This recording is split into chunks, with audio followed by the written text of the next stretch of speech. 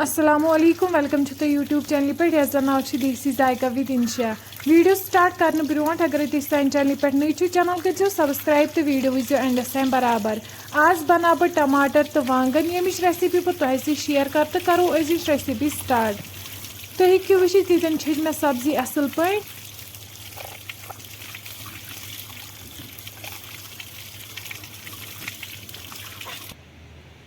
one मे ये टमाटर तो अमन कर बह न्यूक न्यूक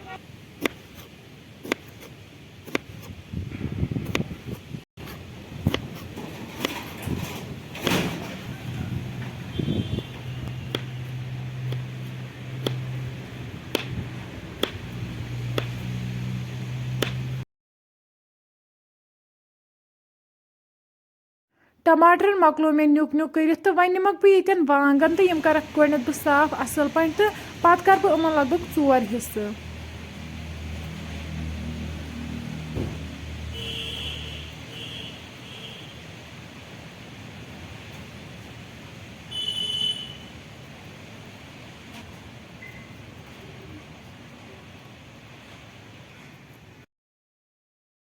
अम पत निम बह वन रुहन पुस तो अत कर बह न्यूक न्यूक अम पत निम बह गंड तो अत कर बह लकट लकट पीसेस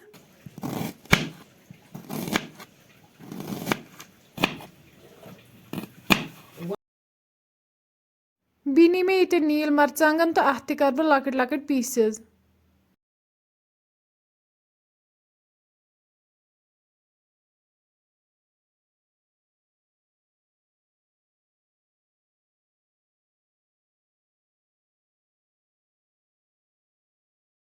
तुम हेकू वुचित सारी सब्जी कर मे असल पे साफ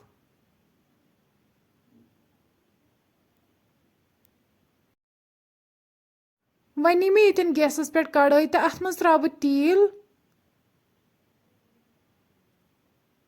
तील गरम गसित त्रा बह अत मज वांगन तो यम करक बह फ्राई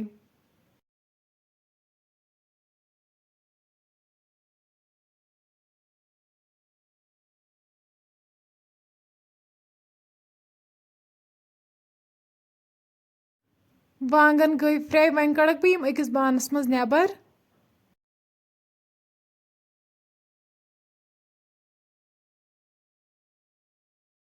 अम पत थो बह कड़ाई मज 1 कप तील अत मज त्रा बह वन गंड तो बी त्रा रुहन पस वन ये मे डीप फ्राई कर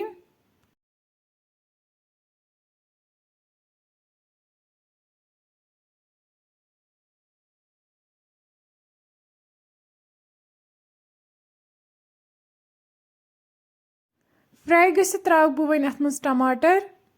बी त्रा बह नून चमचे 1 नून रला बह वन असल पे टमाटरन सत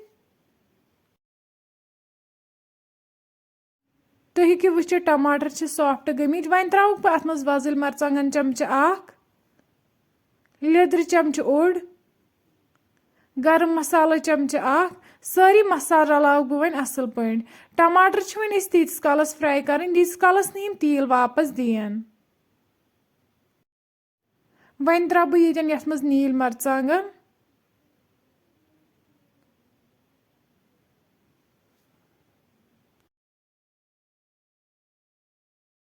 तुम हेकू वुचित टमाटरन असल पे तलन लोगमुत वन त्रा बह अत मज वांगन वांगन ते रलाव बह टमाटरन सत असल पे तो पत त्रा बह अत मज आब गिलास 1